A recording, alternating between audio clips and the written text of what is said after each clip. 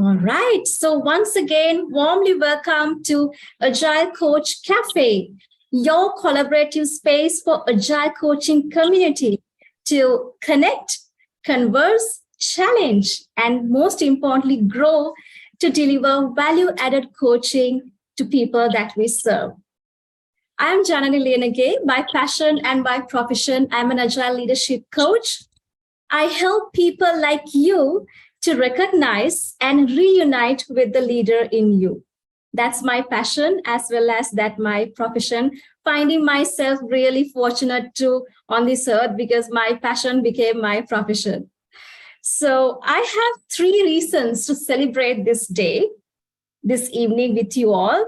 First being International Women's Day. So first of all, warmly welcome and Happy Women's Day to all the ladies in the room, in the world, and most importantly, all the human beings who are making this planet a better place, a beautiful place to live, love, and love. And second reason is Holi. You can see from Tanmai's picture, right? It's so much colors, right? So I have not experienced Holi in person. I'm going to, I told Tanmay that I'm going to come next year and experience, so he promised. But I have heard much from my Indian friends and seen much about Holi. It's about colors, it's about diversity. Since we talk about the diversity, why not you share some of you? What's your favorite color and what does that mean to you?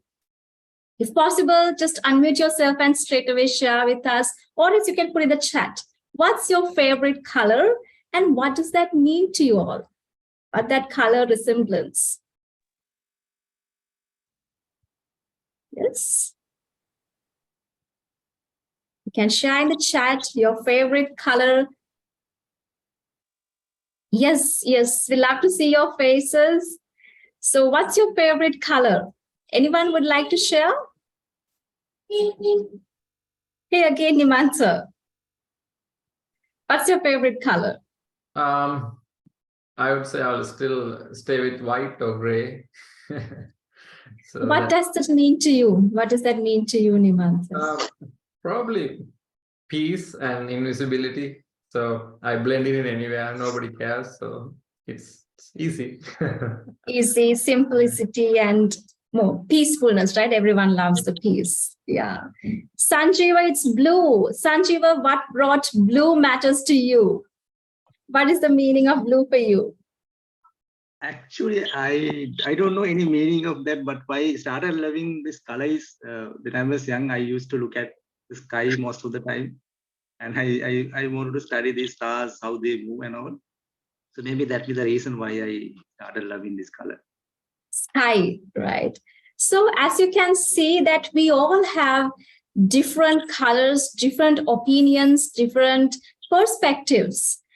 But the most important thing is what if we can bring those differences, if we can bring those diversity together and catalyze a team, that relationship becomes daringly powerful and deep. And that's why we really appreciate team coaching, systems coaching.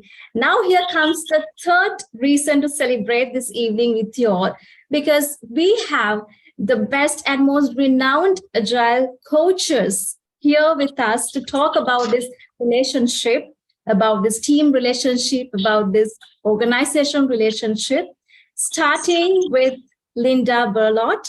Linda, warmly welcome you to this session. And you have a beautiful, radiant profile. Before I read that out, I want to say something that comes from bottom of my heart.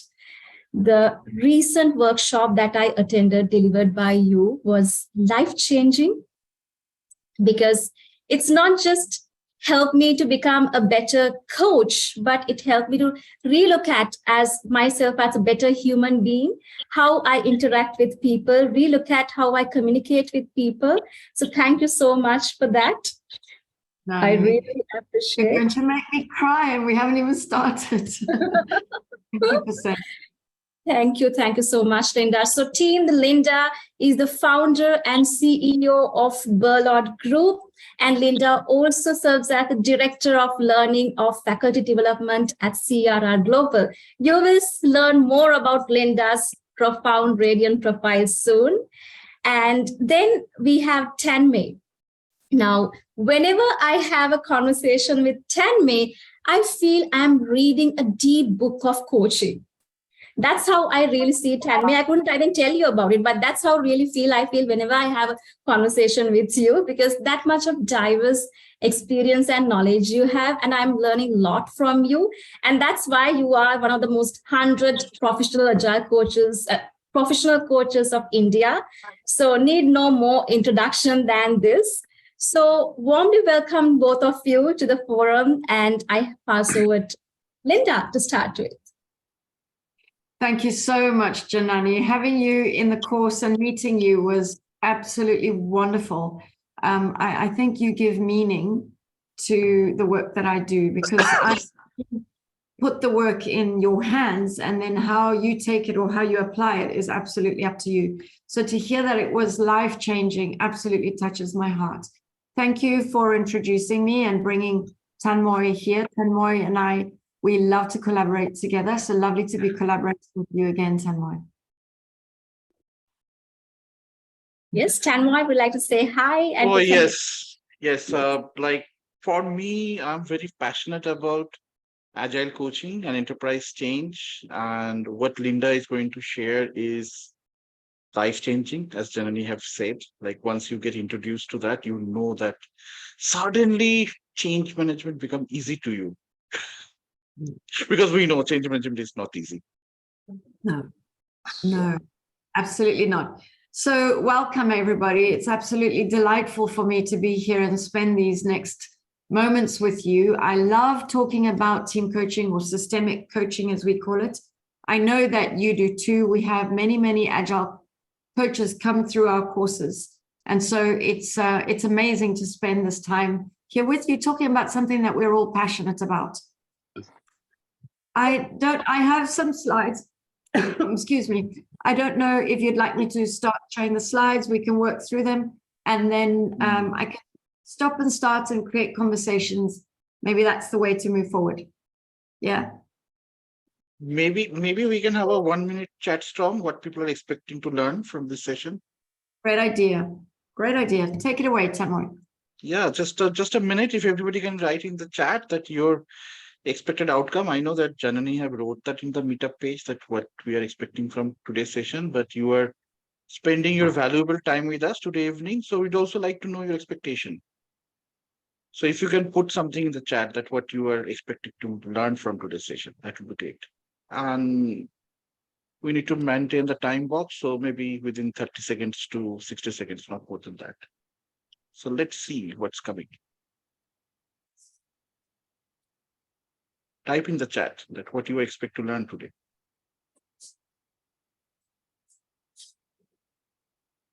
Okay, the next level top skills required. Yeah.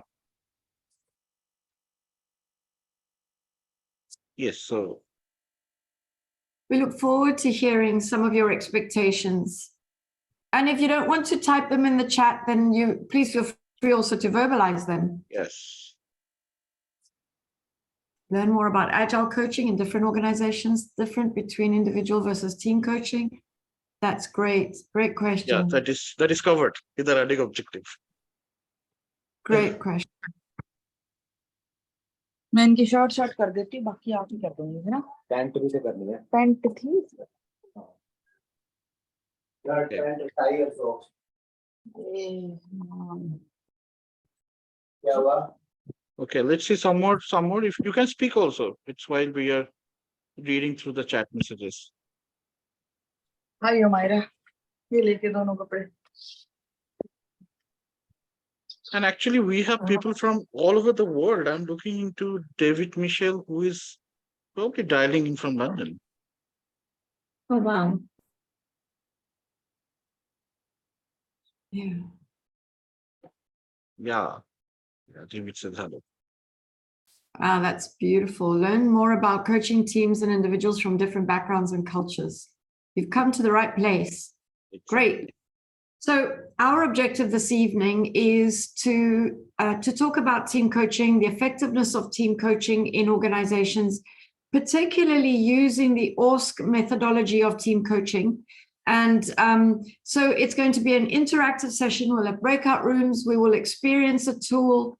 And I'd love to leave you with the case study on ROI. As you know, as coaches, we don't often talk about ROI. We talk about return on effectiveness. We can tell our clients how effective they might become and what changes they might expect. But attaching a dirham or dollar value to that is not common. But we had a client who was a bank, and they did attach the dollar value to the leadership team being coached and the impact on the organization. And so we're fortunate enough to have those slides and to be able to share them with you so that you can see the return on investment when you are coaching a team using a systemic methodology. How does that all sound? Feel free also to switch your videos on if you would like. It's always nicer to see people. If you cannot, that's also quite okay.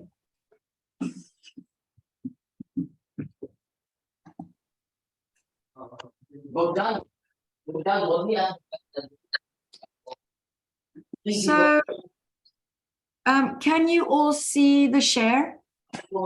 Yep, visible. Yeah, we can see. Okie doke. So, whoops. So thank you so much for the incredible introduction. Tanmoy, I wonder if you want to deepen the introduction for yourself. I think that is fine. Like I live and breathe agile coaching, enterprise coaching, team coaching. So that's who I am. And my pledge is to make coaching accessible to everyone and improve the quality of agile coaching and enterprise agile coaching. That's all about me. Yeah.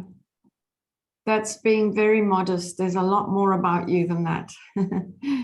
Oh yeah, if I bleed, I'll probably bleed agile coaching as well. Absolutely. Thank you, Tanmoy. It's lovely to be here with you. And it was lovely to have you in our courses too. So it's a pleasure for me to share this time with you. My name is Linda Berlot, as Janani introduced. I lead Berlot Group, and we are a team coaching organization. But we hold the partnership to deliver the ORSC methodology of coach training programs here. And that means that we run a school, and we run both virtual and in-person courses. And coaches from all different backgrounds come through our courses to learn the methodology of team coaching that we have, because it is unique. These are just some of the clients that we together have benefited from our team coaching methodology, and there are many, many more.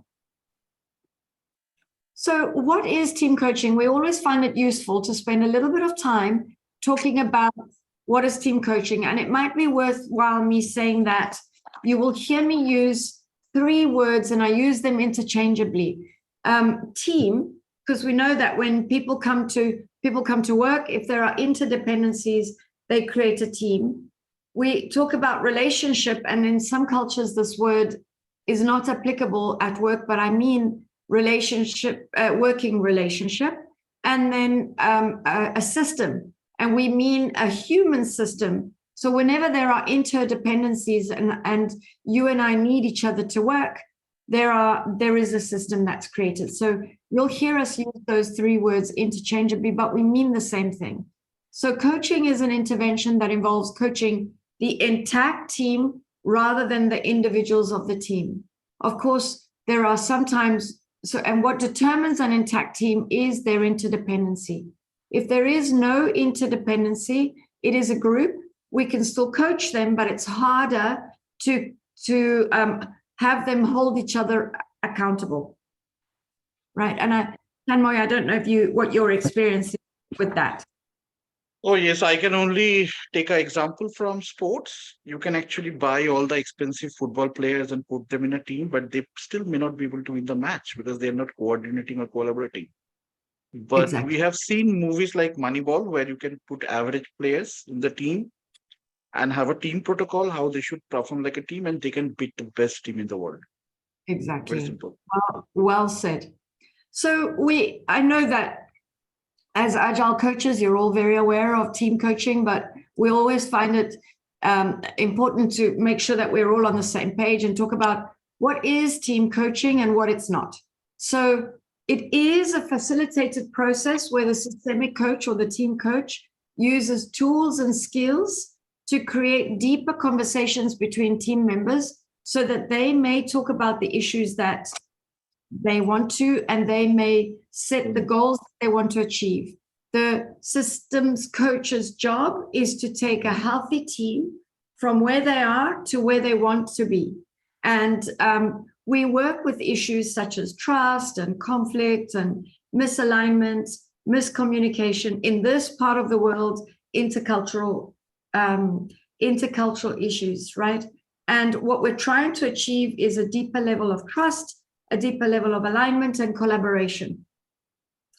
Tanmoy, you just mentioned that in an average football team, if they have a good team contract or a team charter, they're able to function better.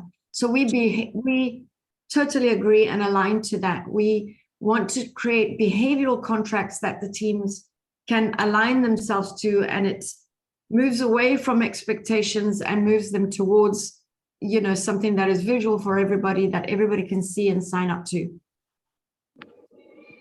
So what team coaching is not, it's not training, although there are educational pieces, but it's not training in the sense that the coach is not going to sit there and tell people who they are not the subject matter specialist. The client is the subject matter specialist.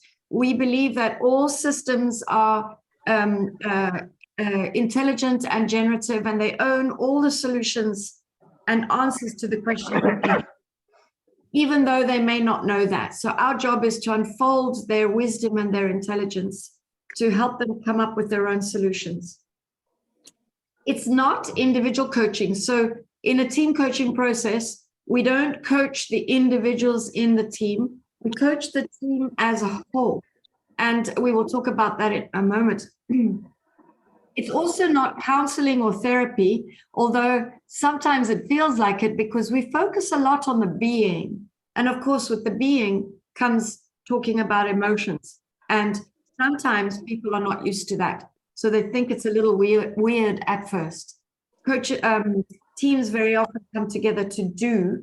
So they focus on the doing, but forget that actually there's a being involved. And that's as important as the doing. And it's not team building, although it can be fun, but it's not the team coming together, having a lot of fun, maybe creating awareness. What team coaching does is, because you partner with the team over a period of time, it changes behavior back in the workplace. And that's extremely important. I noticed there's a question. No, it's not a question, it's a comment. It's about the recent World Cup. Yeah, that's true. Who knew that Saudi Arabia will beat Argentina? That's right. So these are some of the reasons why teams come to us for team coaching. Sometimes there are diversity issues, intercultural issues, change doesn't stick, or there's a resistance to change. There's conflict, either there's too much conflict or they're conflict averse. There's miscommunication, misalignment, silos. But not only, teams also come to us when they are high performing and they want to know, what are we doing to become high performing? And they want, so that they can replicate that. Sometimes teams are new and they want to create an identity for themselves and identify, who are we, who would we like to be, and what behaviors will take us there. So team coaching is not just for when there are toxic or negative behaviors. It's also to help a team see itself so that it may decide who it wants to be. Any questions so far?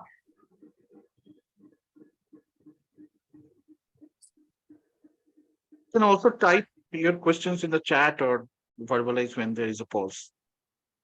Yeah, we would like to make the session interactive. Yeah. Any questions?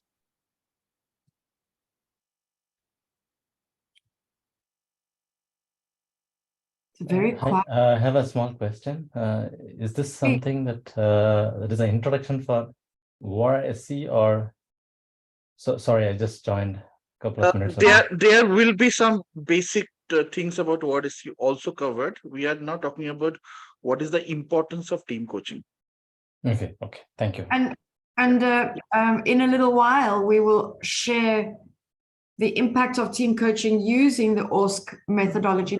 Now we just wanted to just deepen the understanding and make sure that we're all on the same page in terms of what is team coaching.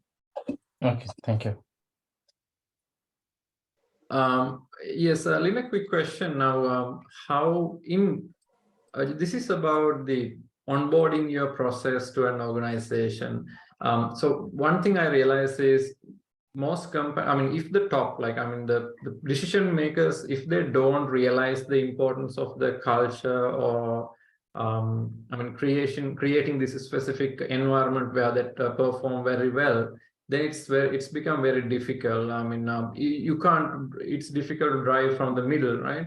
So now where do you start this journey? Normally do the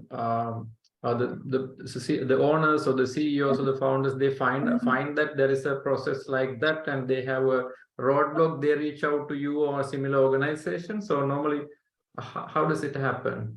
I don't know if that's a relevant question. Yeah, that's a great question. And I like that we're in so that we can co-create the call together. Well, it happens in different ways. My particular niche is C-suite, the CEO and his team. So generally, the CEO will contact me or the VP of HR. But it can be the VP of HR that contacts us and talks to us about other teams. Maybe there's conflict in a team or they're struggling. Recently, I would say in the last 3 years, more and more people are joining us. Before, we had to reach out to them and do a lot of education about what team coaching is. Now, more and more of our clients are understanding and asking for it. All right. Thank you. Thanks, Lee. Does that answer your question? It does. Thank you. Okay, so the model of team coaching that we use is specifically called ORSC, O-R-S-C. It stands for Organization and Relationship Systems Coaching. And it is a model that is created by two incredible women at CRR Global. And it is unique because it focuses on coaching the system as a whole. There are many other team coaching models out there, but first of all, this was the first team coaching model accredited by the ICF, and now there are many others, but it focuses on creating conscious and intentional relationships between the team members. And we do that by engaging the system as a whole. It's almost like we coach the dynamics rather than the individuals. So with this methodology, we're constantly working to increase 3 types of intelligence in our clients. Number 1 is emotional intelligence, and this is the awareness that team members have of themselves. So how am I feeling and do I self-manage? The awareness that I have of you and the ability that I have to be empathetic with how you feel. So if we are self-aware and I know what's going on in me and I can read your emotions and feel empathy, we are more likely to be able to create a relationship together. And the relationship, the intelligence, the new intelligence that we call relationship systems intelligence. And it's truly the awareness that team members have that they are individuals, but they belong to a greater system. So if I use the analogy of a puzzle piece, right? In a team, many people are aware that they have their own individual puzzle piece. My puzzle piece is my job.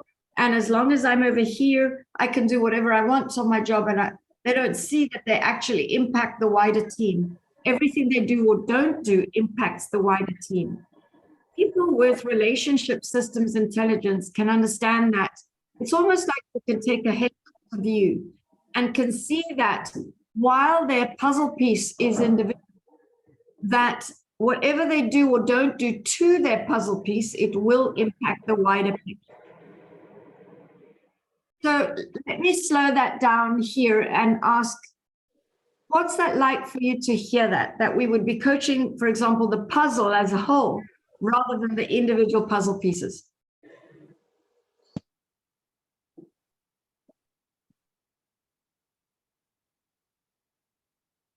Good morning. like to Just to share. reiterate,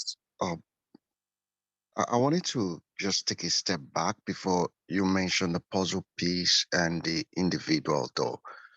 I know that as a coach, your focus is not on a problem, but I thought it was on the people until when you mentioned that we coach dynamics, not the individual. Mhm. Can you hear me? Yes, I yes, can- yes. Yeah, but I got a bit confused thinking of in this stance, what are we talking about, or what are we focusing on when what do we mean when we talk about the dynamics? That got me a bit confused. So when you started talking about the dynamic, the puzzle piece, that was not really clear to me. It wasn't resonating. Let me take a step back. Thank you for asking that question, because I'm pretty sure that if you are not so clear, maybe other people are also not so clear. So thank you for bringing that clarity. So what do we mean by dynamics? Whenever two or more people come together, there is an energy that's created between us. There's a relationship, if you will, and a human dynamic is created. So a dynamic is how we treat each other. How, do we create trust? Do we create safety? Is there collaboration? Do we like working with each other? Do we feel positively about working with each other? Do we have healthy conflict, or is it not healthy conflict? Is the conflict painful? Or are we conflict averse? Those are all dynamics. I'm sure you have felt let's take personal relationships. In one relationship, you show up in a particular way. Maybe with one person, you are extremely funny. And when you get together with that person, the dynamic makes it so that you can be funny and they are funny, and it's a very fun, light type of relationship. And maybe in another relationship, you try and be funny, but it doesn't work. So the dynamic is possibly more serious and deeper. Every relationship has got a different dynamic or a different identity. If we pause a moment and think about a music band, think about your 3 favorite music bands, and for everybody it's different. I used to say the Beatles, but these days people say to me, who were the Beatles? And I realized I need to update my examples. So think about 3 music bands that you can, and think about what are the words that describe that band's identity.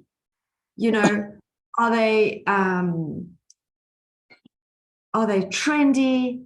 Are they classical? Are they traditional? What are the words that describe that band? It's almost like you have the players in the band, and all of them are entities, and they have a dynamic between them, but bigger than them is the band. And everything that the coach and the team members do is in service of the band. So for example, even though the band might be exhausted, they still need to tour.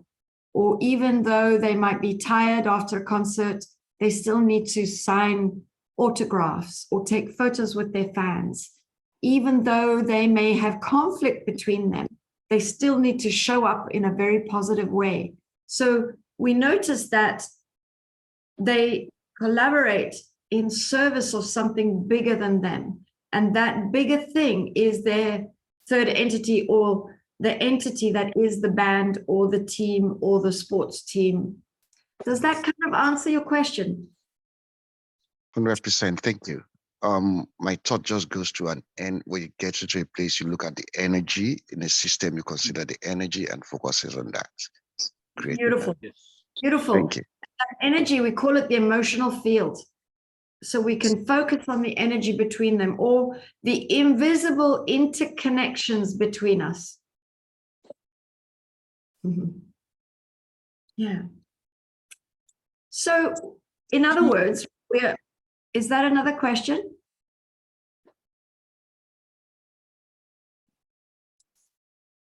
No, so far in the chat, there's no question, Linda. Right.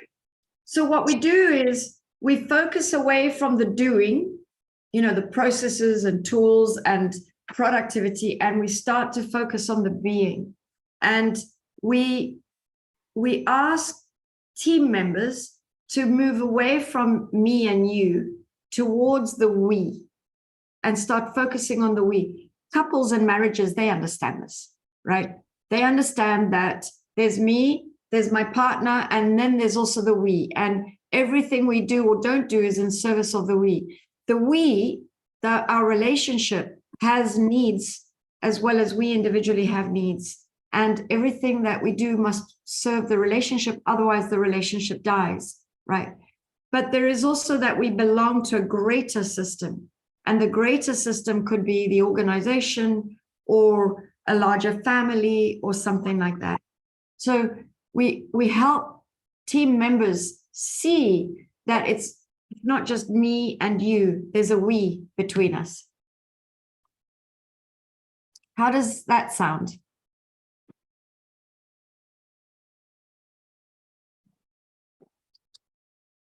Would like Now, to hear from you. Okay. As a team coach, we don't pretend to have the solutions for our clients. We hold them as creative, generative, and intelligent. There is a wisdom aspect in the system that they may not even be aware of. So it's our job to kind of unfold their wisdom. Sometimes we can make suggestions as long as we're not attached. But generally, they have the answers that they need to their own challenges. They may not know that they have those answers. But if we, the system coach, trust them, we will use our own skills to unfold what that wisdom is. The other belief that we have is that systems are always emerging and always changing. And if we can help the system not be reactive to change, but rather be creative from it, we start to always look at what's in service of the system. And we ask the question, what's trying to happen?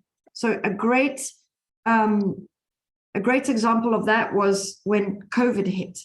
I remember it was that March in 2020, it was horrendous for us in March. For other countries, it might have been different times. And I think there was so much fear, so much uncertainty. And when we started to work through our fear, of course, because then our brains could kind of open up again. And when we moved away from fear and being reactive to, and we stopped and asked ourselves, okay, what's trying to happen? What is the emergence piece here for us? What is trying to happen? And for everybody, it was different. Maybe it's like, wow, I can spend more time with my family. Or, wow, I can focus on my family, which is more important than other things. We start to be a lot more creative, and teams and systems start to feel a lot more empowered. How's it going? Any questions? You're a very quiet audience. I'm not used to that. We are listening. We are absorbing. Vaibhav is here as well. That makes me happy. Nice to hear you, Vaibhav. Always a pleasure, Linda. I've been there to the very beginning, Tanmeda. Oh, Yes, I saw. I observed that. Hi, Linda. I've just joined a little while ago. I'm Mahesh from Colombo, Sri Lanka. I just want to find out how do you maintain the I identity within the we? Because if your identity is lost when you go to we, then you can't move forward. you mean the hierarchy or identity? So I needs to be maintained within your we, right? If not, just because the we comes in, I is lost. So how do you maintain the I within the we? That's a beautiful, beautiful question. In the model that we teach that so we don't believe in compromise. And let me explain what I mean by that. every time an individual compromises, it's almost like they shut off a part of themselves. And so, and over time, you are lost. You don't know who you are anymore, you know. But what we want to do is create alignment. So alignment that includes my voice and your voice. So alignment isn't agreement. It's helping team members move away from their positions, sometimes polarized positions, to a place of common interest. So for example, a couple that is divorcing, they might have very different ideas on how to parent their children during this time. And they are fighting around that, right? But if they stop and pause and find a place of common interest, they might find that they are absolutely aligned around the well-being of their children. And if we can help them find alignment from that place, we can find a way forward together, one that is inclusive of the diversity between us and not exclusive. The problem is that, you know, we're humans and there is a tendency to think I am right and therefore you are wrong. And that's what polarizes us. And that's not necessarily true. Everybody holds a piece of the truth. And if we can remember that just because you are different, and I don't mean the obvious differences like culture, gender, nationality, religion, even just we're different because we think differently. Just because you're different, you're not wrong, right? Different isn't wrong, it's just different. So we try and move people towards the place where they can align. And we believe that alignment is always present, but people have to be willing to find alignment. Does that cover the question? Yeah, I've got some insights into it. Thanks. Linda, can I say something? Absolutely, Roland. So, yeah, thank you. So I think to dovetail into what the conversation that you had now with the participant, I'm sorry, I didn't get the name, is that I also understood along the way that sometimes we think that it's linear. It's not linear.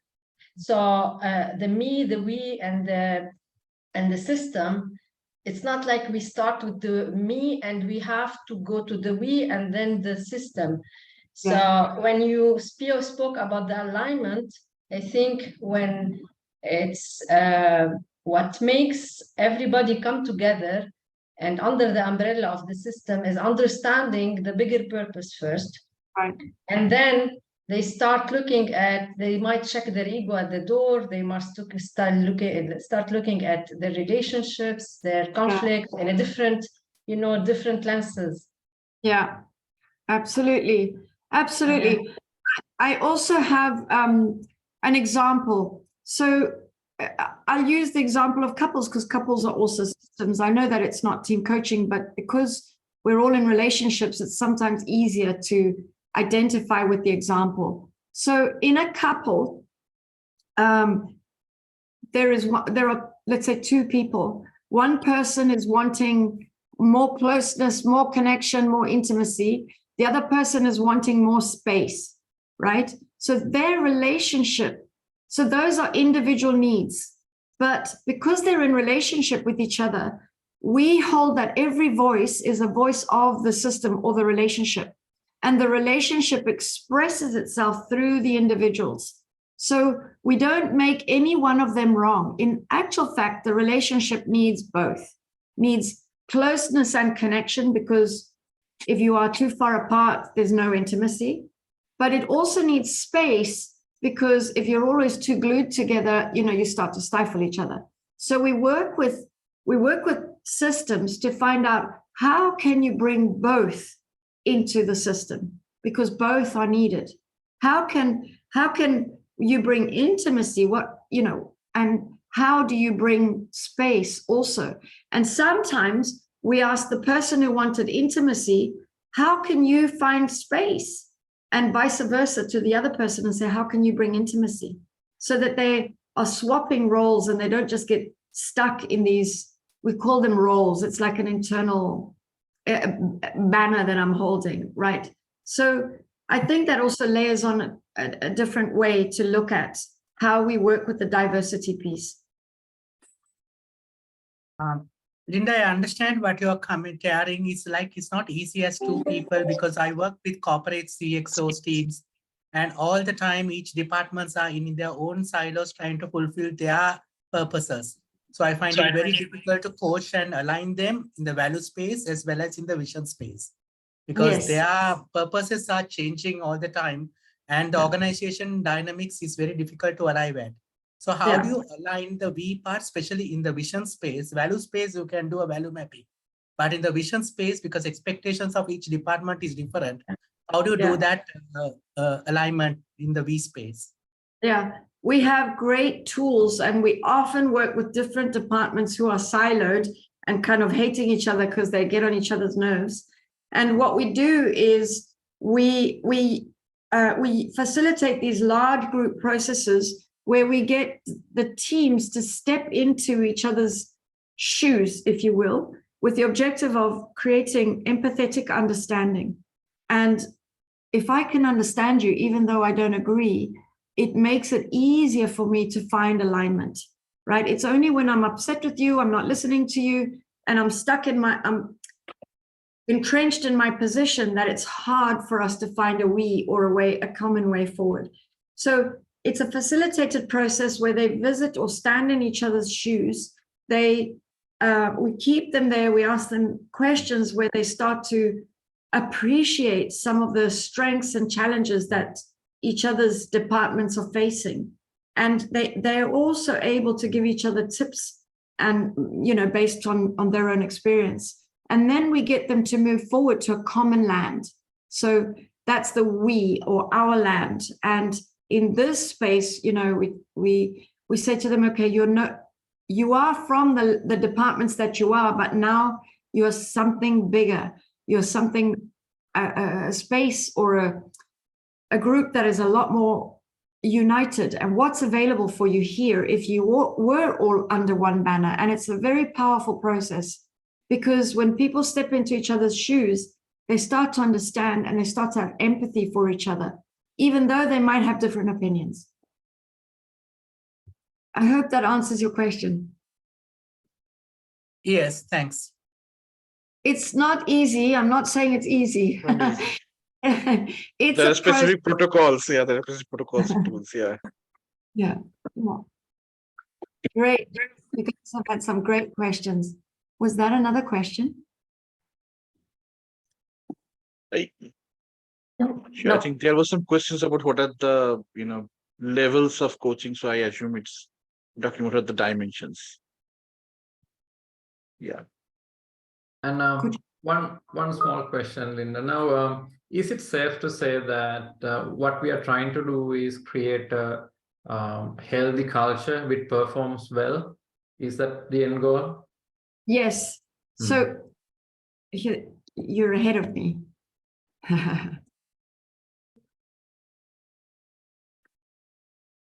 So teams start to evolve to take that next step up when they have a healthy culture, like you've just called it, when they feel positive about working together, when they are free to have respectful conflicts. The conflict that they have is not disrespectful and painful. When they are able to make mistakes, but once, and then they learn from their mistakes. When they're open to hearing each other's point of view, they can champion each other, they can have empathy for each other, even when they disagree. And when they see that all of us can be leaders, we're not talking about the hierarchical role or the decision-making role, but we can all step in and champion for what we want. When a team moves away from expectations which are unspoken to and remain in our head, and they move towards agreements, then they can start to practice what they've agreed to and become we-centered. Yeah, and it's also create accountability, right? 100%, yes, because all of a sudden now we're all invested in what we're creating. So I hold myself accountable, you hold yourself accountable, but we also hold each other accountable. Like you say to me, Linda, I noticed that, you seem to be struggling. Is there something I can do to help you? and they're not afraid to offer and ask for help. So in our experience, some of the benefits of team coaching are these ones. There's conflict resolution, empathetic understanding, a clear sense of team and who we are. There's less silos. It improves communication because we move away from judgments and assumptions to actually expressing our expectations so that we can align around these. So that leads to more natural collaboration. Conflict is not seen as a bad thing, but we do it respectfully. We are passionate and we have unfiltered discussions, but we're not rude or disrespectful. There's a lot of appreciation, there's care, there's respect, and trust and safety in a system once you take the team on a team coaching journey. And because I know that you are data driven, I have some statistics that support team coaching. These came from a survey that the ICF ran, I think, a couple of years ago, the International Coaching Federation. Yeah, it should be good to check that if the audience, they are also doing this kind of, metrics or measurement in their team coaching practice. So can we engage with the audience? Can you just give us some, clues that which of these matrices you're familiar and which is relevant, which one of you have already used before, or if you're getting new ideas by looking at this list? Let's hear from our audience.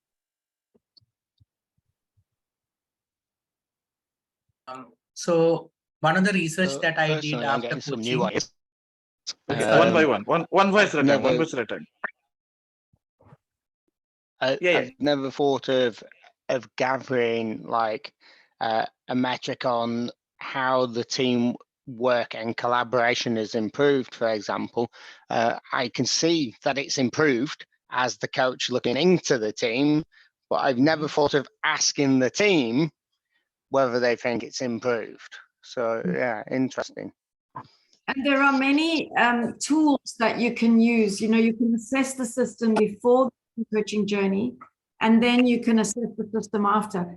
But also you can, before starting with them, you can ask the team, how do they plan to measure their success? How will they know that they've succeeded in the journey? And very often they have internal, for example, engagement surveys or leadership surveys that you can hook into, and they can, and because a lot of those surveys relate to leadership, there are some indicators around leadership and around some of these that you can hook into and you can pull out, or they can. Yes, yeah. I'm looking at this reducing customer complaint, right? So there is saying that if we take care of our internal customers who are the team, then our external customers will be happy. I lead a team, and and all of you do, and I'm sure that you also can relate to this. When we are calm, connected, we resolve our differences quickly, when we're all focused in the right direction, we're collaborative, we work very well externally. When we are not getting along, for example, new team members join, we move into storming, then, balls start to get dropped and there's less alignment, outward facing alignment. Yeah. Yes, I think without a team, the work is just a task. I will finish my task and I'm not bothered about the whole, right? That the whole is so much bigger than the individual parts. Absolutely. Absolutely. So poorly performing teams can become effective, but good teams can become great. And that's why team coaching works. So we don't necessarily coach teams that are, are poor performing. We also coach great teams, good teams, to help them become great. Sometimes they don't know what makes them so good. And once they realize it and they document it in a team charter, they're able to replicate that. Any questions so far? I think Mahesh had a question, right? Mahesh? Well, yeah, Mahesh. So example is like after 6 months of coaching a senior management team in an organization, the final outcome actually came is a behavioral change. not a quantitative change. But with that behavioral change, so many qualitative factors in the organization benefited. And finally, when the final results came, when the audited accounts were out, or like when the final team is done, overall quantitative factors have also increased. So what I felt was that team coaching mainly makes version 2 better than version 1 behavioral change. In fact, I shared this data or my research in one of the research published in Sri Lanka, in my country. And in fact, just to share, like it won a gold medal, right, for this applied research. The best I've seen in a country that is. So the point that was trying to raise is like these factors that you just shared, few you can quantitatively measure, few are, like majority of them are qualitative measures. So end of the day, organization quantitatively benefits because of the qualitative improvement happening. That was the observation. Well said. Yes. Absolutely well said. You know, as you're saying, there's so much research and data to quantify that positivity equals productivity. So positivity isn't rah, rah, rah, you know, be happy, polish positive, which sometimes sacrifices authenticity. Positivity is all of the things we talked about a moment ago. Are they collaborative? Do they feel good about working together? Is there high level of safety and trust? Do we have positive conflict? All of these things create positivity between the team members. When people feel that way about working with each other, they become more productive. They can still be productive if they are fighting and not getting along and they don't like each other, but they will not be as productive as they could be. Positivity equals productivity. And because I worked with a bank who attaches dollar value to positivity, I will show you that case study at the end of our call. And Linda, you mentioned something really powerful on when the teams become we-centered. Now, this I really observe in the mornings in my bird bath. So in the bird bath, I see the ants, right? Now, not one or two ants. It's a whole team of ants transforming their bodies to a bridge to grab a small breadcrumbs, right? Now, they are not individual ants anymore. Their bodies are transforming to pieces of bridge. All are interconnected. Very nice to see how they are, finding the food. Now, they're not losing their own identity, but now they become a bigger part, that bridge that they create. Beautiful. It's really nice. Yeah. Very good metaphor. Very good metaphor. Yes, that individual can only do some. But when all these individuals come together as a team, it's not like 10 people coming so they can do 100. If the 10 people really working as a team, the belonging is there, it can be 1,000. Who knows? Do you know, when you are speaking, it comes to mind, we are trained from very small, I think across cultures, because it's the schooling system, I win, lose. We are trained to get the best scores at school, to get the best at work. So there's employee of the month and, better. I have to be better than you. And I win means you lose. I used to run leadership. I had this icebreaker where I used to ask all the team members to blow up a balloon and tie it to a string to their ankle. And then I used to say to everybody, but with urgency in my voice, I used to say, everybody on the count of 3, go. And everybody with a balloon on their ankle is a winner. What do they hear? Everybody with a balloon is a winner. Balloon on my ankle, winner. And it is fascinating to see that everybody goes to kill each other's balloons. And everybody could have been a winner. The whole team could have been a winner, but we're not geared to see that, right? And if I help you, then together we can go further. There's a beautiful African proverb that says that if you want to go fast, go alone. If you want to go far, then go together. Because we can make bridges. Yeah. So we have some questions for you, and we would love to put you in a breakout room just for about 10 or 15 minutes. And we would love you, please take a picture of this. So that you know what to talk about in your breakout room. So we would love you to have a conversation about this. Talk about how are you creating collaboration and trust in your teams currently? And how's that going? What are the challenges with that? How does that work? And how do you create self and team accountability? We would love to hear your ideas. Is that clear? Any question before we open the breakout rooms?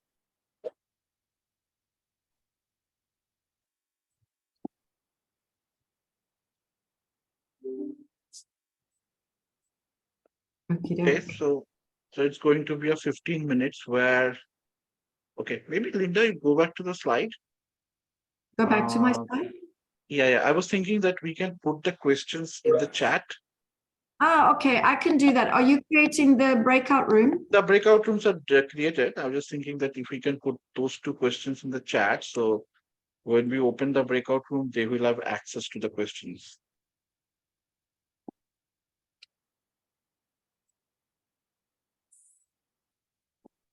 And now we will know that who is paying attention.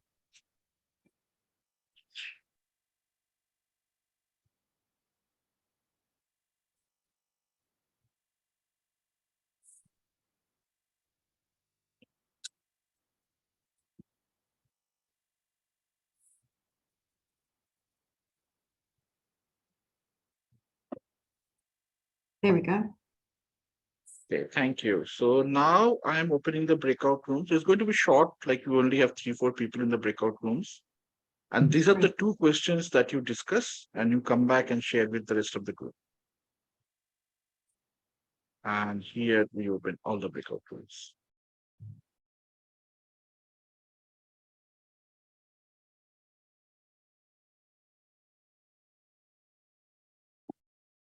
Beautiful. I'm going to pause the recording. Is that okay? Yeah, let's pause. I pressed the wrong button. No worries. Okay, welcome back. Looks like you have survived the breakout room. We would love to hear some of the things that you've come up with. Tanmay, was that a surprise? Weren't we supposed to? Sorry. What is that? Actually, this is a joke. Like this talks about who is actively participating and who is not. A lot of time when people are not actively participating, they drop off during the breakout rooms. I'm just joking. I'm just joking. Okay, Yeah. let's share. We would like to share our learnings in the group number Yes, 3 please. of the breakout room. I will say. Please. Yes. Okay. Let's do that. Let's hear from breakout room 3. Yeah. What is Yes. your sharing? Okay, so first of all, we discussed question number 1 and question number 2. Each member shared their perspective with regard to what it means. So one of the core things that we came up was like in a establishing trust stage, we should start with having our own, first of all, a team agreement, where we basically worked on most of the things that can go right, go wrong, this is the way, and all the things, and everybody sign it off. So once everybody sign it off, you're very clear, this is how we deal with the success stories, this is how we deal with the failure stories. And once you establish that, it can move into the next stage of the conflict stage, the storming stage. And at that stage, we will come up with challenges, failures. So one of the members said they identified 10% to 20% failure is okay. And they worked on how to minimize those failures going forward. Similarly, there was another thought that came up. Can we find out the commonalities of the team members? What makes each person tick? It can be the music that we listen to. It can be the sports that we love. So something totally outside the corporate world. So the people tick to each other. We all buy clothes from the same shop. And that's enough for us to click. Or children are going to the same school. That's a ticking factor. So like that, to identify that ticking factor at the formation stage and then move forward. Then with regard to the mutual accountability, where we discuss is like once you establish a strong platform right at the beginning, it's easy for us to work towards mutual accountability. So with that, we had multiple views, individual accountability versus mutual accountability, and we shared our thoughts on that area. With regard to collaboration, there was mixed feelings, like whether collaboration is sustainable or whether collaboration goes to different phases of I win, you lose, compromise, all the things are happening all the time. So it was a very fruitful discussion. We had 4 members and all shared their ideas. That's good. That's why that's beautiful. Thanks for sharing. That is beautiful. And yes, these are the real things that we can apply every day. Okay, let's hear from room number 6. Who would like to represent room number 6? And Moy, sorry, I just wanted to pop in and Okay. just respond to, I wanted to pick up on something really Yeah, sure, beautiful please that go ahead. I would say is particularly in multicultural environments where we all view the world very differently based from how we were raised and all those things, right? So we have very different perspectives and worldviews. In those type of teams, it's even more important to move away from my own personal beliefs to speaking about agreements and what can, given that this is what I believe and you believe, how do we want to be together, right? And I love that you say creating these type of charters before the storming phase. High-performing teams create communication and conflict protocols that include, you know, how do we want to behave that will build trust? What must we never do because it breaks trust? What are the communication do's and what are the communication don'ts? So creating communication and conflict protocols before the storming stage or before the conflict, so that when conflict happens, we've got some ground rules to lean into. Exactly. Well done. Yeah. Exactly. So a lot of time there is a avoidance of conflict when there is a no conflict protocol set, right? And we are creating diversity. So diversity means the conflict will be there. And how we harness the conflict to create a creative energy. Yeah, exactly. So you were moving to room 6? Yeah, no, I'm just, anybody else, if room 6 want to speak or if any room, that's fine. We just wanted to, harvest that what have been discussed in the breakout rooms. Yeah. Anybody from room 6, room 5, feel free to speak. She doesn't remember. Yeah, Femi, please speak. Oh, the issue is remembering the room where we were in. We didn't take note of Okay, that. just say whatever was discussed in your whatever you heard you were presenting. Yeah. Yeah, so we had a mix of people that had coached different teams, and we approached the questions from the sense that collaboration, we engage our teams also in different trivias and different activities that make the team collaborate more and speak more with each other, expose more to what they're personally, reaching out to them in terms of different interpersonal personal qualities of each other. And through that, they were able to actually relate well and speak freely. Also in meetings, also they understand the fact that they are not individual, they're not performing in silos. Basically, they're working as groups. And also one of the team members also agreed to the fact that they engage them in icebreakers also as an addition. Also that helps also with delivering on relating properly with each other on work that is being done. Also with accountability, it was addressed from the fact that, yes, with that, making each person understand the goal also, the sprint goal in its Scrum sense now as we're speaking, and knowing what they're committing to and what they need to deliver makes them understand that, yes, this is what we do. This is what we are doing every day on the daily Scrum, and that they deliver on based on what is expected of them to deliver on. So a mixture of different ideas, basically, but they're like the key points. Yeah, exactly. Your Scrum goal is a common purpose. The team need to get into the sprint, right? That's a good example. Okay, so I'm looking at the time. Maybe we'd like to shorten this cycle and.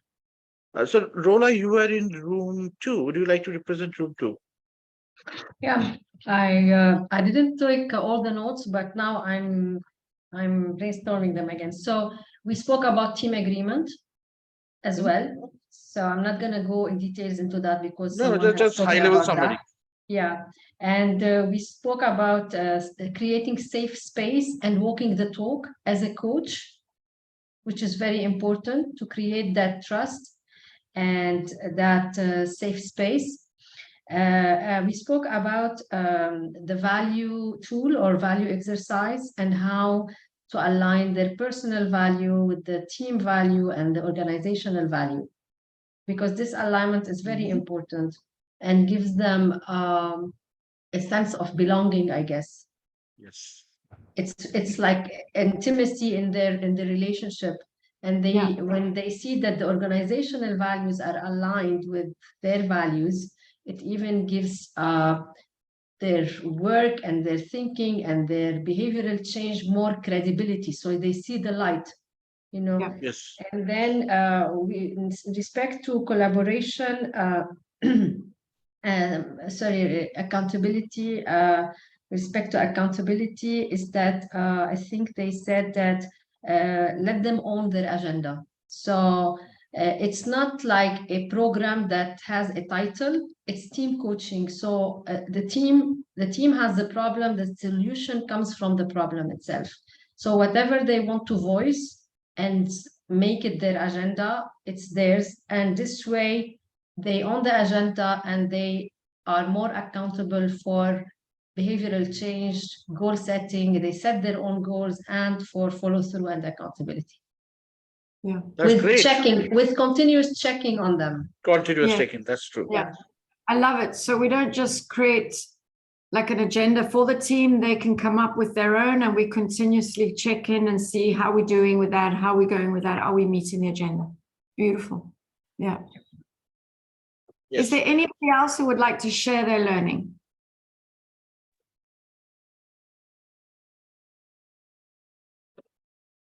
Hello. Yes. Alberto. Yeah, good afternoon. Hi. Yeah, just please to make it speak. sure. Yeah, we talked about how to create trust by creating the psychological safety, and also the leader having that virtue of empathy, so that it could create that build trust and that welcoming environment for people to openly communicate. Then on ownership and accountability, I think we talked about allowing people to pull the task that they are most convenient with, because most times we see that when we push the work to the people, sometimes there might be the resistance, and that also takes a toll on the team members, and they are not at their best. So allowing them to own it up by pulling what they want to do and being the best from it. Thank you. Yeah. Beautiful. I love that you're saying that you want to encourage the team to have empathy for each other and understanding. I think that was one of the gifts that COVID brought us, is because everybody was so triggered in the beginning, especially team leaders could no longer just say, hey, good morning, everybody. Right, let's get to business. We had to take a moment and say, how are you actually? How are you doing? And we had to sit and listen, because there was a need to process emotions. And I think CEOs became chief emotions officers and chief caring officers. And they realized that we can't just do. We're working with people, and people have emotions. They bring their emotions to work, and it's important to acknowledge that. Right. Beautiful, beautiful. I think Linda beautifully brought that point, because exactly that was the part of the manager's training, that you cannot be just task focused. When you start a meeting, your one-to-one direct reports, you start with how are you? Yeah. Before asking what you have done. Fantastic. So Linda, with that, back to you for the next part, that case study and taking us through that journey, the interesting, how you create value, how you tell your stakeholders that your coaching has value, that your coaching can create business outcome. As Agile coaches, we will be asked this question: what business outcome you're creating for us? Well, normally I never commit to an ROI, right? Because that's just, I can't prove that, but I can prove return on effectiveness. And by doing what we said earlier, sometimes doing assessments before and after, hooking into their internal processes.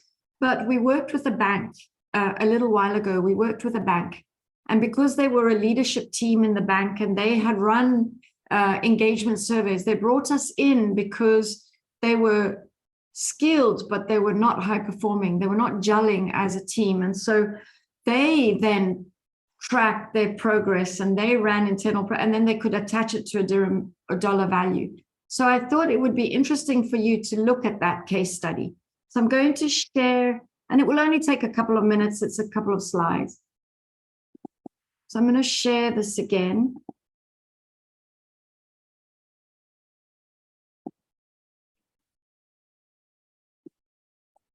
Okay, so the client was a leadership team, small team of 6 of a large UAE, so it was a local national UAE bank. They were highly committed to the development of the team through team coaching. The program started off for 6 months and then ended up to over 2 years, which is not usual. Usually I coach a team for up to about a year and then there are follow-ups. But I must say that even though their dates slipped across 2 years, they were highly committed. So whatever they agreed to in a workshop, they would really and truly practice and implement back in the workplace. They felt that they were talented individuals, but not as high performing as they wanted to be as a team.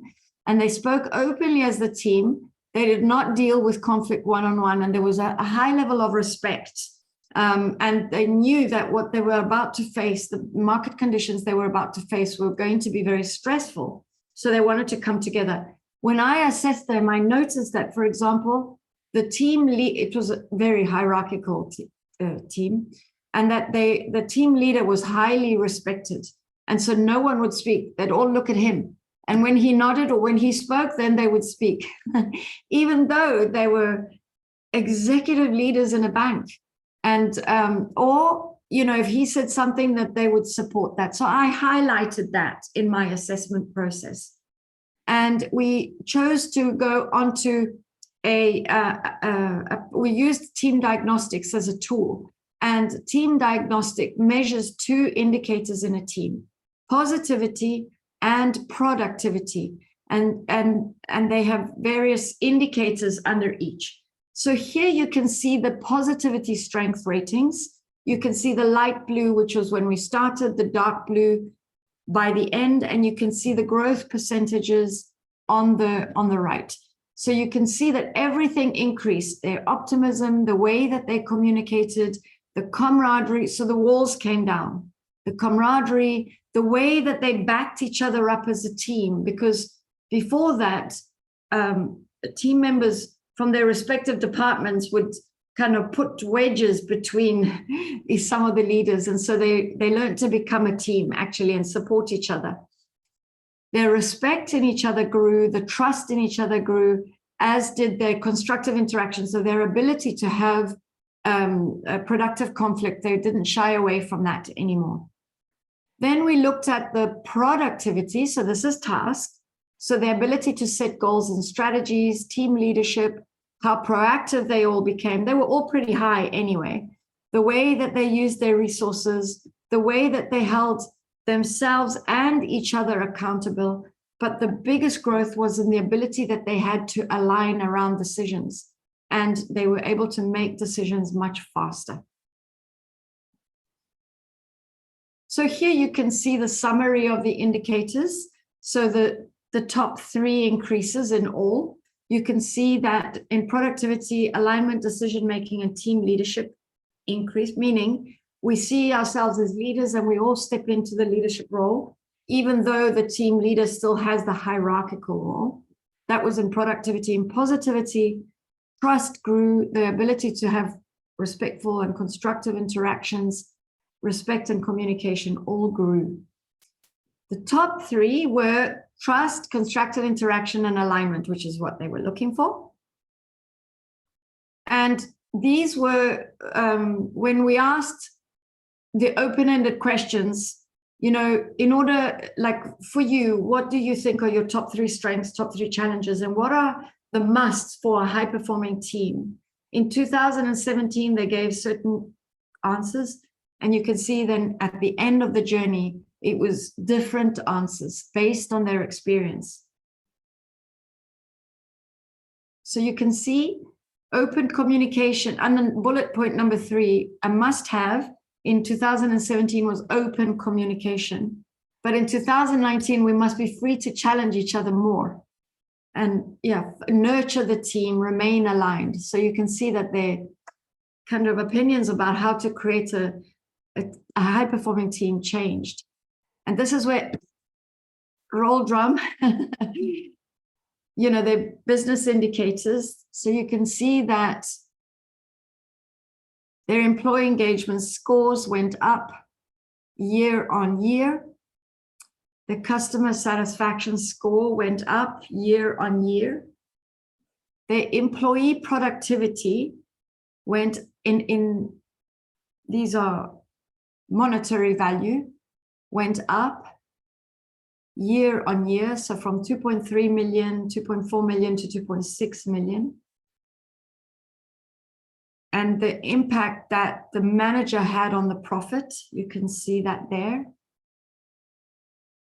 The human capital return on investment, so total income cost, was 44%.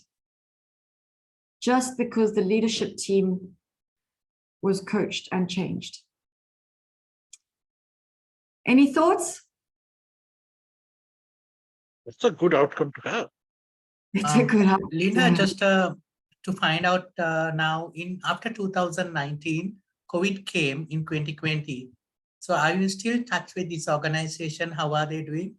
Because the entire circumstances, business model, everything has changed. The challenge has changed. Are they still sticking into this? I have not coached them since 2019, so I have to be honest about that.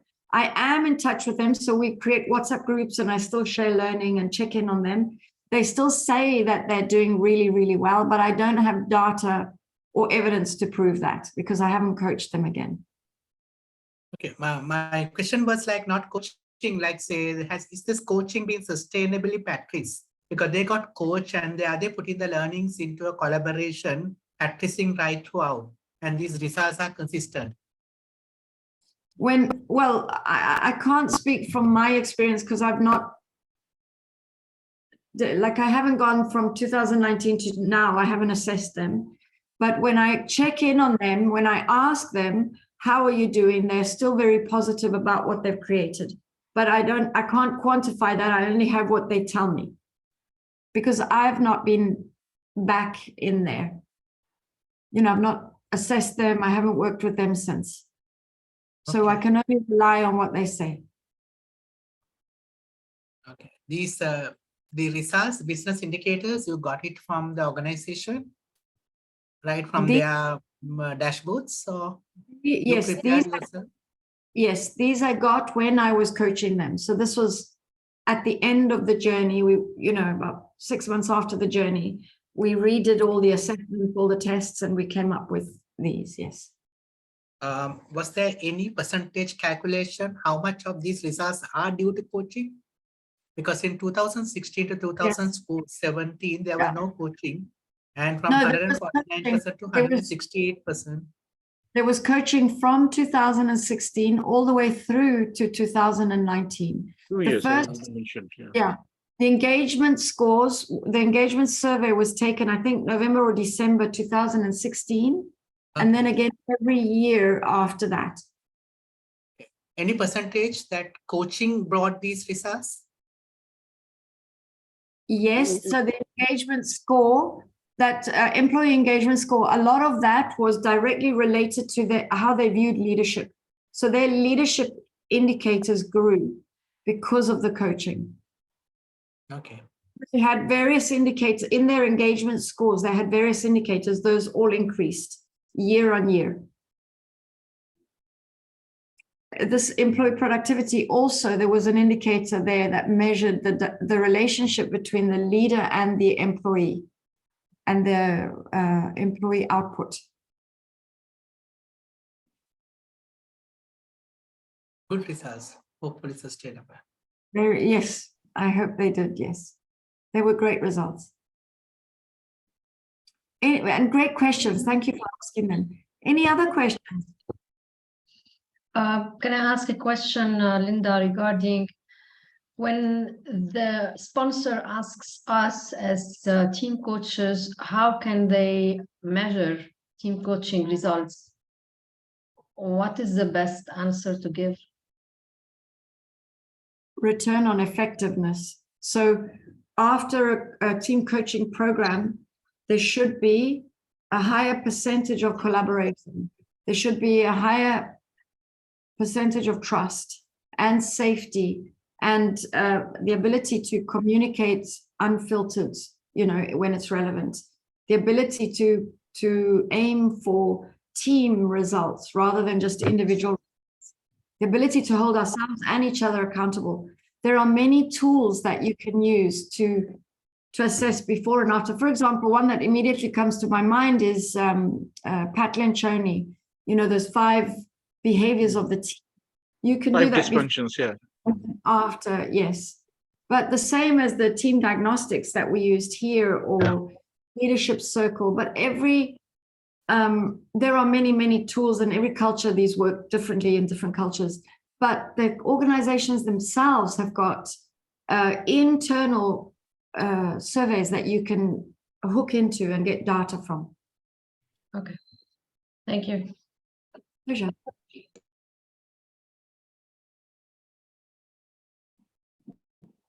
I have one question, or it's a lesson to be learned from you. So how is that you are able to convert these coaching practices into an economical? Because I can imagine that it's a very challenging thing that you have done. Of course, you might have taken the year-on-year statistics from the business, and you might have portrayed it, but I think that's the overall picture. But I'm just focusing on how the efforts from the coaching point of view has impacted into the business. So how we are able to separate these two things? So the monetary value in the last slide, they did that. That was internally driven, because right at the beginning, when I asked them how will you measure success, they were very clear how much they wanted to increase all of these indicators by. But the positivity and productivity, those are things that I brought to the table. I used a tool, which is the team diagnostics, and we assessed the team before we started and again at the end so that we could see those percentages. And the tool will make the comparison for you. Does that answer your question? Just a clarification. It gave a hint, but anyway, I think it's independent to one process, right? So there will be different processes for different people. Different processes, yes. So there are internal processes. You want to ask your client, how are you going to measure success? And they will have their own processes, like an engagement survey or a leadership survey. They will have their own, but there are tools that you can bring to the table, and like an assessment tool, a psychometric tool, anything like that. Exactly. The work is qualitative, but we can have quantitative data. Yes. Challenge is like when you do the pre and the post data gathering, the people who are there at the pre stage are no longer there in the post stage. Organization dynamics has changed over a period of time. Now you report to a different team. You're working with different people. So the people who gave earlier is no longer valid. Organization has changed. So how to compare this relevance of this data? Because I see this happening all the time. Yeah, that's true. That was not true for this team. So the people who started were the people who I ended with. But it does happen that sometimes team members leave. Normally, I have to admit, my coaching journeys are not 2 years. They're normally 6 to 9 months, because it takes about 9 months to change behavior. Sometimes I will coach a system for about a year, maybe every quarter or every 2 months, depending on what they need. I don't often go for 2 years in the same process. I might coach them every year, but on a different process. I have many clients like that. So this year we're focusing on trust. Next year, maybe it's change or change management, but they are finite projects. So they have a beginning, a middle, and an end. And then the next year, something new starts. So, quick question. So within a year, right, if you had a year's engagement and say the focus was on trust, right, would you come in to assess, like, say, every 3 months, every 6 months, just to make sure that even though there were new people coming in, they still got the message? That's a good question. Let's say I'm coaching them for a year. If there's been no change to the team members, I would not assess them every 3 months. I would assess them at the beginning and at the end. But in between every workshop, yes, I check in with them to see how are they doing, what are they succeeding at, what are the challenges, how are we bringing new team members on board, how are we dealing with change. Those kind of things get discussed either in the next session or in between, depending on how far apart the sessions are. Yeah. Linda, how far apart? So let's say I have 2 questions. So when you start a team coaching intervention, what is a decent time length that you spend with the group initially? Let's say a 2 days in a row, a half a day. And so this is the first question. And then after how many weeks or months you follow it up with another team coaching intervention, and how long would it take? A day, half a day? So I would like to know more about that. I just want to preface what I'm about to say by, I'm sure every coach works differently. Yeah. I can only speak to you about my process. So my process, and it's different for every team. But if I had to take best case scenario, like a full journey of what I'd like to do, I would spend time in the assessment process first. And there I'm using psychometrics and assessment tools, face-to-face team assessments.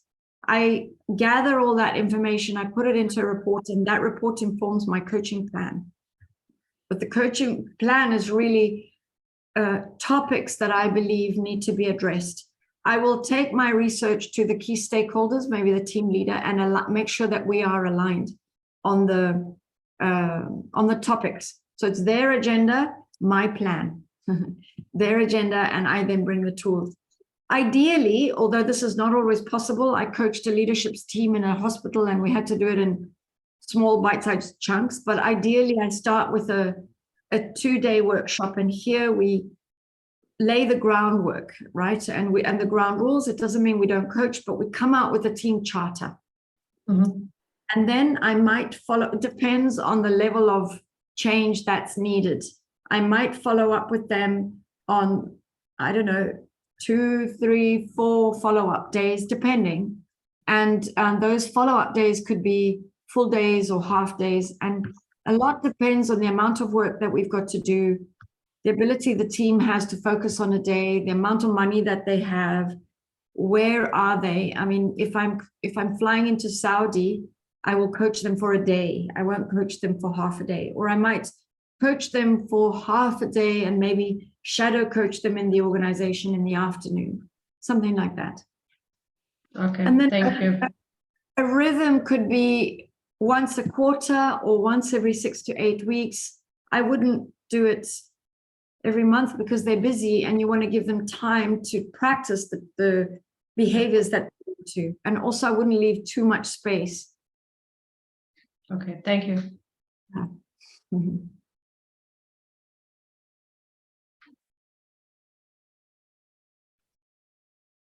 Any other questions? I think, Linda, when I'm hearing you, what's coming in my mind that some of the people will be thinking, what is this? Because you were talking about professional team coaching, and a lot of people who are agile coaches, they're embedded in a team. So they actually kind of work and breathe with the team, but they may not have all the tools available, which a professional team coach will use. Yeah. I think so. And you've gone through the courses, Tanmoy. How have the tools helped you in your practice? Oh, it's amazing. It's amazing. I think not just me, when I look at the market trend, so all the enterprise courses in the North America and other part of the Europe, like for them, ORSC is kind of a holy grail. Actually, there is no holy grail, we know, but if there any holy grail exists, because the work that we do as agile coaches, because there is a clear segregation. We have an agile coach at a team level. We have an agile coach at a portfolio level who work in the program office. And we have an agile coach at an enterprise level. Now, enterprise level, their responsibility is much more like what I do. Yeah. It's because we are talking about teams to be agile. The teams cannot be agile in isolation. The organization need to create an environment where the team can be self-managing, where the team pull the work, where the team take accountability, and leadership is more about creating the alignment. But what we see that there's a disconnect. How the organization is structured, we are talking about, oh, agile is beautiful, let's be agile, but the organization is not structured to be agile, right? And then our enterprise coach need to do an intervention to make the organization agile so the teams can be agile. And in that context, you need a lot of systems coaching. Yeah. That means what I wrote in that, you can do individual coaching, you can do team coaching, you can do group coaching, but you have to look at teams of teams as a system and coach the system and asking yourself those questions that what leverage I should have, where is the lever, what kind of intervention should I design? So the ORSC toolset and the ORSC knowledge actually gives you an unfair advantage over people who don't have ORSC in their toolset. I can see that because the ORSC methodology, it's very neutral and you can plop on the tools any kind of information that you need. So I work a lot with intercultural methodologies and tools, and I often use the ORSC tools as a vehicle to kind of bring to life some of the intercultural learning that I have, or some of the psychometrics. Yeah, exactly. And also a lot of people who are doing agile coaching now, actually, I have been mentored by two gentlemen, Michael Haman and Michael Speed, who actually started agile coaching 15 years back under the Agile Coaching Institute. So they defined what is agile coaching. It's a set of facilitation, training, coaching, all those mix. But the people, they don't have grounding in a professional coaching and professional facilitation. So they mix up things. So they're trying to do, they're very process centric, like they're using something like Scrum, Kanban, or SAFe, and they're thinking, why I'm not getting result? Because the processes are good. Only people adopt the processes properly, right? So at the end of the day, it is still how you make a group of people a team. Until you are making them a team, until the leadership is not enabling the team, all those processes will not work. That processes will show their beauty once your team coaching is working. Yeah, I can see that.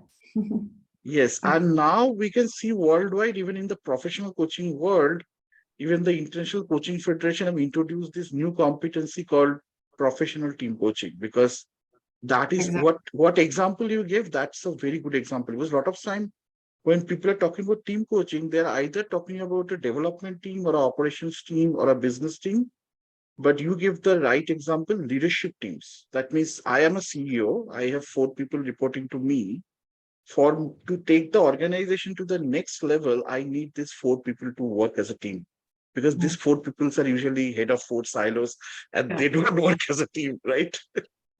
Exactly. I think this is really powerful because this is a missing piece in Agile coaching, because Agile Manifesto starts with talking about individuals and interactions over processes and tools. But usually in Agile coaching engagement, we exactly go and try to measure the process. Right? Exactly, we do the other way around because the skill is missing, right? So that is the invitation to. So I just actually posted something in the chat, which is the latest team coaching competency from ICF. Exactly. And there ICF have defined what is team building, what is team training, what is team facilitation, and what is team coaching. So what Linda was talking, that is professional team coaching. And as an agile coach, we become a much, much better agile coach once we learn professional team coaching. Because they fit, the two competencies fit together hand in hand. Yes. That's what it gives the real meaning behind why individual interactions more important over processes. Exactly. And I know that all of you are trying to be a good change agent, but you are wondering that I am not able to make the progress, or I'm not create the business outcome but it is possible when you create those team charters, when you create those team agreements, conflict protocols, and there are so many other tools available. And Also, you need a lot of support from leadership. You have to show the leadership that what is the value of coaching. Right now, we got that question, right? That my boss doesn't believe in coaching. So Yeah, we need to show that value, right? especially in a hierarchical environment. But I love that you say, because in the end, change is an emotional journey, right? It's the human that has to go through their own emotions as they go through the change curve and adopt the new processes. And the tools and skills just help them go through that change curve in a smoother and quicker way. Yeah. Right. So I hope that a lot of you who are still here have found this interesting and useful. And I have gone through the entire series and it is so much useful. Like I was looking at the trend in what is happening in North America. And I said, why should we stay behind? We are living in Asia. That doesn't mean we should live behind, right? We should also have the same tool set. And recently, Janani, Vaibhav, they're also gone through OS fundamentals, right? So Janani, you are an experienced coach. You are already a PCC. You have been doing this for a quite long time. How your lens change? How your worldview change after you do OS fundamentals? Share like a couple of words with us. Yeah, as I mentioned, right. So it's why that's why I mentioned it's life changing. So though I'm a PCC, right? I always say that there is much more to improve. There's something for me to learn and serve better. So even in my PCC experience, I was more oriented to do one-on-one coaching, right? And as I mentioned, as an Agile team coach, I used to do team coaching before, but my perspective, my approach to team coaching really improved with ORS, because even before we call team coaching, I started feeling and seeing the system, which is the most important. I start hearing the voice of system. I start hearing how I can accommodate, facilitate to hear the people, the voice of the system. I think that's what really changed in me. And I really love that experience. Beautiful. And that is only foundations. You have a lot of other stuff. Exactly. It's always a nice journey. And that's why I really love, if you look at this team now, right, we joined as individuals, right, with individual needs, but we see that interconnection. Linda mentioned this emotional field is the invisible interconnection, but we can now start seeing that, feeling that emotional field in this group itself. Now, not anymore a group, they're very ambitious. From the questions that I see, they're very much ambitious to serve their people, to serve their teams. So that's what I see here. Exactly. Very engaging. Though the videos are not on, but everybody is listening and participating, and we are getting brilliant questions. Yes. Hi, Brijesh. You turn on your video means you want to speak something? Yeah, please go ahead. Actually not, but the session is so empowered, so filled up with the knowledge that I'm trying to learn. I was recently doing a agile coaching for ANZ Bank, and we found that 6 tribes were struggling with the tools and techniques, whatever they have been with them. Even though I'm not that much experienced with an agile coach, I could relate few of the practical scenarios from this session. I would really love to have further more sessions like this. Thank you very much. Thank you. It's lovely to know that you've enjoyed the conversation. It's been lovely to have you in the conversation. We've also enjoyed it very much. Yes. All right. So I think I see just one question I need to check with Linda. Reg asks, I have a leader who does not believe in coaching. Can I have a copy of this case study? Is it okay, Linda? We share this is a recording. Is that available? That's okay, right? So we're going to record. Yeah. So, if you could just double check that there's no names that I've forgotten. Sometimes I share these slides with skeptical leaders, and they look, and you can actually see the penny dropping, and are you saying that if we do coaching, this is what we'll get? I'm like, yep. And they're like, why are we not doing team coaching? I'm like, it's good. Yeah. Sure. That's true. It's 8:29. So 2 hours just flew. I Wow, know. yeah, it's so beautiful. And you see that like even like at this like it is 8:30 p.m. here in Sri Lanka and India. You still see like so much people are here with us. So like thank you so much once again, Linda, Yeah. Tanmay, and all of you. Yes. There is a question how to do OS course. So in Ah, India, yes, there we is should do that. in this I have in India I or have Sri Lanka, but we have a virtual happening. Like I did my entire OS training with Linda. So Linda do it from Dubai in a virtual But format. And to yeah, add to this, Tanmoy, I have a gift for participants, and unfortunately some have left, but Janani, maybe you can Yes, translate. I have the list in the meetup group. Here are our contact details for anybody. Please, oops, there. Please take a picture. Can you see the, yeah. Yeah. Contact us. But the gift is this one. So we have written 2 books, but the first book, Creating Intelligent Teams, we have quite a considerable excerpt of it, which describes all the systemic leadership principles. If you would like a copy, please write to us. We will be thrilled to send you a copy. There is our email address. It's info@burlottgroup.com. Write to us. Tell us that you were on the webinar, and we'd be delighted to send you one. that's a brilliant book. That's a brilliant book. I actually read that book 2 years before, and since then I was thinking that I have to do OSC. And now we have a new one. We've got systems inspired leadership that has come out. Yes. Yeah. I just have one question about the odds, because Tanmay is explaining more about the ask, right? So, and also he's a enterprise agile coach, so it's a question for him. So there are 2 tracks, right? One is the foundation track, and the other one is a work track, right? Okay, work track is more for leaders, and foundation track is more for coaches. Linda can verify my answer if it is correct. Yeah, absolutely. So the foundational course comes in 2 flavors. One, it's exactly the same material, same tools, same everything. But one is to teach people who want to be coaches. And one is we have leaders in the room. Leaders who may not be interested in becoming coaches, but who are interested in becoming more coach-like, because they know that that's a leadership skill. And so our language changes. The tools and skills are the same, but the language changes. So in the coaching course, we talk about tools, and we say when you are coaching a team.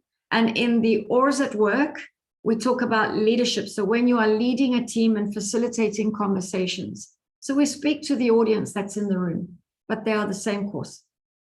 Okay. Any other questions? Thank you. Pleasure. Thank you for your question. Super. All right. So in that case, email address on the chat, in the chat. Yeah. Your email address. Would you mind to drop it in the chat? Oh, okay. Yeah, Linda, if you can drop your email address in the chat.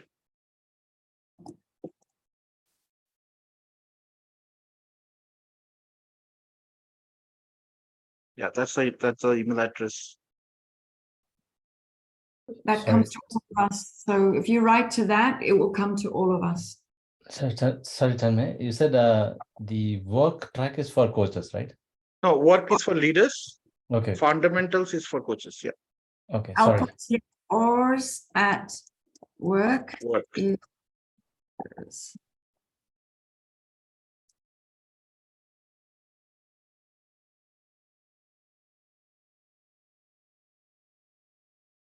Yes. Yeah, and if you want to learn more about OSC, there is a fundamentals class coming in May, and people who are based out of India and Sri Lanka, they get a substantial discount. Wow. Sure. That's the flyer that you have attached, right? Yes, I have attached a flyer, and you can reach out to those, email address or what is mentioned in the flyer. Yeah. You just need thank to you just need to tell your country and automatically get it. Linda is very kind, because without that, it was not possible for me to finish my Oz journey. Linda have been very kind. Because we want to make it possible for everybody. Of course, we are a business, but business doesn't drive everything. For us, it's purpose-driven work. And like Janani said, the material, yes, you learn tools that you can use with your clients, but if you allow it to, the material becomes transformational to you as an individual, because we're always in relationship. We're in relationship with ourselves, we're in relationship with other, which could be another person, it could be food, money, time, so we learn how to be in right relationship with other, and then with other people as well. Yeah. Yeah. Yes. All right. In that last what we said, that there are two kinds of coaches. Yes. The coaches that love ORSC and the coaches who have not discovered it yet. Yes. I love that you're such a fan, Tanmay. Thank you. You're one of us now, for sure. We've adopted you. And Janani too, of course. Yes, yes. I'm looking forward, eagerly waiting for the next one. Yeah. Yes. So I would want to say like a big thank you to Linda, Tanmay, and all the participants, giving a reason to celebrate this evening with lots of beautiful conversations and memories and colors. So thank you so much, and stay in touch with Agile Coach Cafe, because it's not going to end. Like, we will have a continuous conversation on team coaching, systems coaching, with different people who loves the coaching and who respect the real coaching profession. So be in touch, and many more initiatives going to come from Sri Lanka, and more collaboration with different countries. Like now, see, it's a global platform anyway. So looking forward to support with each other, to collaborate with each other. And thank you once again, and stay in touch. And I will say thank you and have a great evening. Thank you. Thank you, Janani. Thank you, Tanmay. Thank you, everybody. Thank you. Bye-bye. Bye. Thanks a lot, Tanmay, Linda, and Janani. Thanks. Thank you. Wonderful session.